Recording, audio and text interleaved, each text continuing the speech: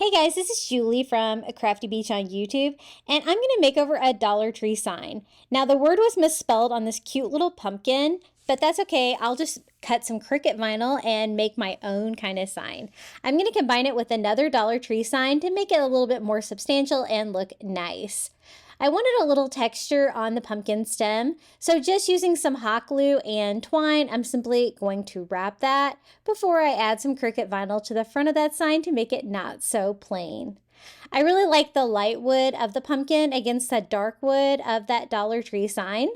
I cut out the vinyl, white matte vinyl, and I'm going to have it say Autumn Vibes. And I do have this free SVG that I will share in the comments below if you would like to recreate. I always love to use the paper transfer paper. It doesn't cause any damage. I do get that on Amazon, and I just add that to my pumpkin sign. Really cute, and the fact that the Dollar Tree sign has that light wood frame really kind of goes with the pumpkin.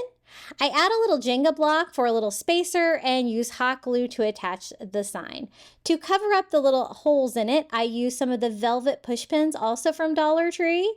And for a little decor, some of their craft wood pieces, I just chose a little leaf for the pumpkin leaf.